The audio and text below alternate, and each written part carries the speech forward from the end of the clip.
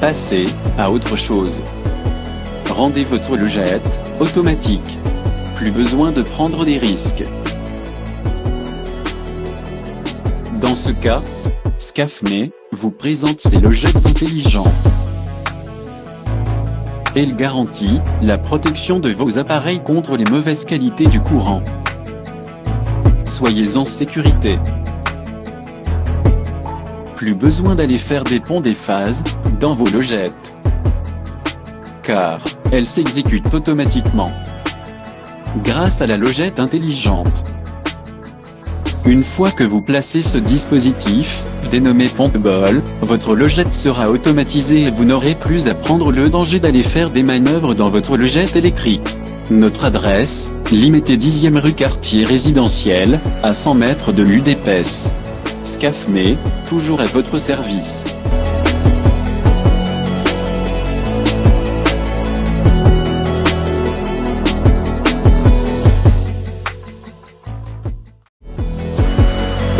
Passez à autre chose. Rendez votre logette automatique. Plus besoin de prendre des risques. Dans ce cas, Scafmé vous présente ses logettes intelligentes. Elle garantit la protection de vos appareils contre les mauvaises qualités du courant. Soyez en sécurité. Plus besoin d'aller faire des ponts des phases dans vos logettes, car elles s'exécutent automatiquement grâce à la logette intelligente. Une fois que vous placez ce dispositif, dénommé Pompball, votre logette sera automatisée et vous n'aurez plus à prendre le danger d'aller faire des manœuvres dans votre logette électrique. Notre adresse, Limité 10e rue quartier résidentiel, à 100 mètres de l'UDPS. Scafmé, toujours à votre service.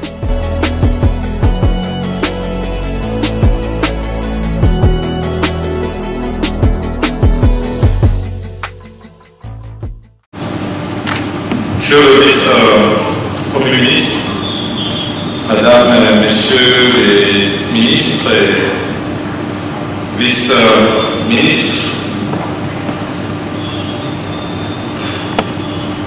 Madame la directrice du cabinet adjoint de Son Excellence Monsieur le Président de la République, Madame l'envoyée spéciale du chef de l'État pour la nouvelle économie du climat, Mesdames et Messieurs les ambassadeurs et chefs des missions diplomatiques, Mesdames et Messieurs les chefs d'entreprise, représentants de l'économie du climat, Mesdames et Messieurs les membres de la FEC, distingués invités, tout protocole observé. C'est un grand honneur pour moi de prendre la parole ce jour au nom de Son Excellence Félix Antoine Tshisekedi Tshilombo, Président de la République et chef de l'État, pour procéder à l'ouverture de la première édition du Forum économique sur la nouvelle économie du climat. Permettez-moi, avant toute chose, de vous saluer et de vous souhaiter la cordiale bienvenue dans ce beau et chaleureux pays qu'est la République démocratique du Congo. Mes salutations vont particulièrement aux autorités des pays frères amis, ainsi qu'à toute la communauté des opérateurs économiques nationaux et internationaux qui ont accepté de rehausser leur présence à la cérémonie de ce jour. Il est important de noter qu'en ce moment où nous nous réunissons ici pour réfléchir autour de la nouvelle économie du climat, une grande partie de la planète Terre est confrontée à une canicule suffocante et à des inondations dévastatrices. Je pense notamment aux vagues de chaleur intense que subissent ces derniers jours plusieurs pays européens ainsi que les États-Unis d'Amérique. Cela démontre la suffisance, s'il en était encore besoin, que le réchauffement climatique constitue une menace mondiale, réelle, qui nous affecte tous, toutes tendances confondues, et que la solution à la crise climatique se doit être globale et urgente. Mesdames et messieurs, une fois le constat de la crise climatique fait, il faut reconnaître que sa résolution s'avère être un défi intrinsèquement économique. Il s'agit d'inventer une nouvelle économie, moins carbonée, plus résiliente, et surtout capable de faire la juste part entre la défense des intérêts présents et la sauvegarde des besoins des générations futures. Nos efforts et notre stratégie en matière de lutte s'articuleront donc autour des options reflétant différents coûts d'opportunité entre croissance économique rapide, mieux-être social et préservation de l'environnement. En effet, notre pays se trouve plus que jamais au cœur des enjeux climatiques, à la fois comme pays majoritairement contributeur à la solution, permettant d'atténuer, d'absorber les causes de dérèglement climatique, mais également comme victime devant faire face aux impacts de plus en plus ravageurs de ces dérèglements. C'est ici le lieu de paraphraser le président de la République, chef de l'État, son Excellence Félix-Antoine Tshisekedi Tshilombo, défenseur infatigable de l'environnement et du développement durable, qui dans plusieurs de ses discours a eu à dire que le moment est venu où nous devons ouvrir des perspectives nouvelles afin de renforcer la dynamique du développement économique et social de notre nation. Pour cela, nous devons renforcer et augmenter la productivité de notre secteur privé, encourager l'entrepreneuriat par les Congolais, mobiliser nos efforts dans les secteurs à forte valeur ajoutée et créateurs d'emplois pour la jeunesse de notre pays, particulièrement l'agriculture, les nouvelles technologies, l'innovation, les industries de transformation et la protection de l'environnement.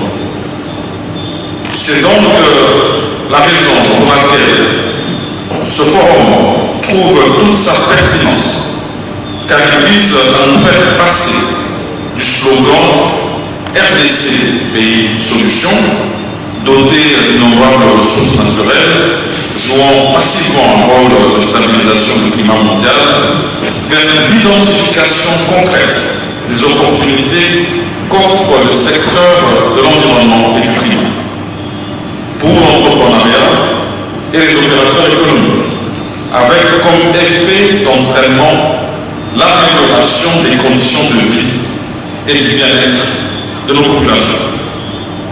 Mesdames et messieurs, la solution de la République démocratique du Congo apporte à la menace climatique mondiale doit d'abord être localement bénéfique avant qu'elle ne soit envisagée à l'échelle planétaire. Notre action en faveur du climat se doit ainsi de répondre aux défis internes et externes sur le développement économique durable, car la solidarité entre les nations doit tenir compte du principe de responsabilité envers nos populations respectives et les exigences du développement communautaire. C'est sur ce principe fondateur qu'il apparaît aujourd'hui impérieux que l'on mette en pratique l'ordonnance loi numéro 23/007 du 3 mars 2023, modifiant et complétant la loi du numéro 11/009 du 9 juillet 2011, portant principes fondamentaux relatifs à la protection de l'environnement. En effet, Cette ordonnance 3 entérine notre contribution déterminée au niveau national, c'est annoncé, souscrite dans l'accord de Paris sur le climat, qui offre le cadre programmatique national des actions climatiques autour de laquelle s'articule la nouvelle économie du climat. Cette nouvelle économie du climat constitue ainsi une approche de gouvernance, faisant de la lutte contre le changement climatique un moteur de développement durable, dont l'ancrage légal se situe dans plusieurs dispositions constitutionnelles et lois sectorielles. Il s'agit notamment des principes constitutionnels portant sur les droits à la santé, la sécurité alimentaire, le logement décent, l'accès à l'eau potable, à l'énergie, à un environnement sain et propice, le droit pour tous de jouir des richesses nationales, le devoir de l'État de les redistribuer équitablement et garantir le droit au développement, l'obligation d'une compensation et d'une réparation pour toute pollution ou destruction résultant d'une activité économique et la primauté sur les lois nationales, les traités et accords internationaux régulièrement conclus.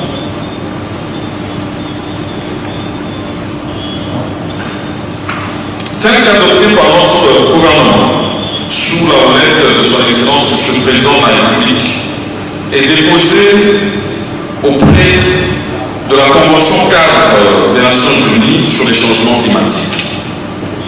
La CDN, dont je viens de parler, de la République démocratique du Congo, s'articule sur 83 mesures d'atténuation et d'adaptation, créant les bases de la nouvelle économie du climat dans une dizaine de secteurs de la vie nationale. Cette ambition climatique forte de la République démocratique du Congo constitue la matérialisation de la volonté d'aller de l'avant nonobstant l'incertitude qui plane sur nous en ce qui concerne les obligations de financement climatique des pays industrialisés envers les pays en développement. Mesdames et messieurs, distingués invités, une question demeure, celle de savoir comment financer cette nouvelle économie du climat. Le défi de la mobilisation et de la mise en œuvre des financements de l'action climatique se complexifie au regard de la multiplicité des véhicules financiers existants ou prévus par diverses lois sectorielles. D'un côté, la lutte contre le changement climatique recommande un changement des investissements et des comportements. Et à ce titre, la taxe carbone reste un outil important, ayant fait ses preuves sous d'autres yeux et susceptible d'optimiser le coût de la transition écologique. D'autre part, les parties prenantes nationales, particulièrement le secteur privé, exigent de la transparence, de la justice et une moindre pression fiscale. Il existe également une multitude de structures publiques pour attacher aux différents bailleurs qui mobilisent et gèrent des milliards de dollars sur des projets portant sur des objectifs et des mesures de la CDN.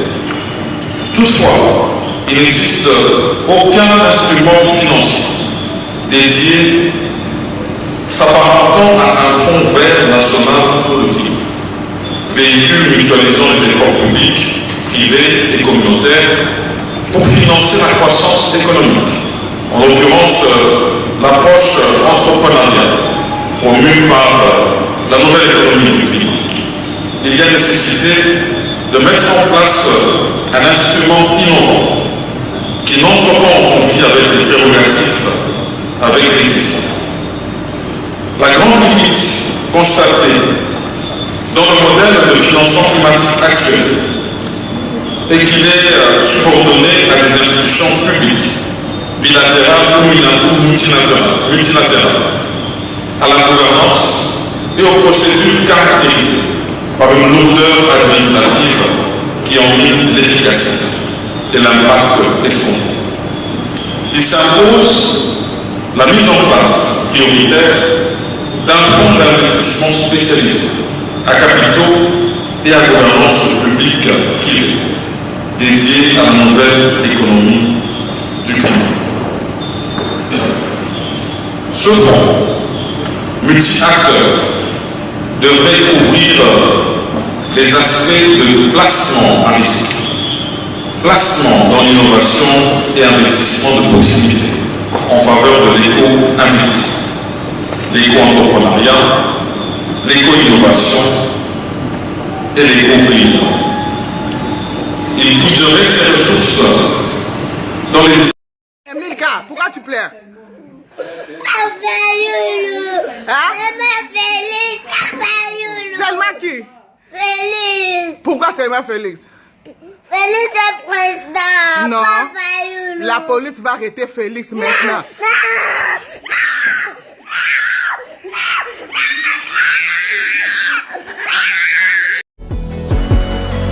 Passez à autre chose. Rendez votre logette automatique. Plus besoin de prendre des risques. Dans ce cas, Scafme vous présente ses logettes intelligentes. Elle garantit la protection de vos appareils contre les mauvaises qualités du courant. Soyez en sécurité.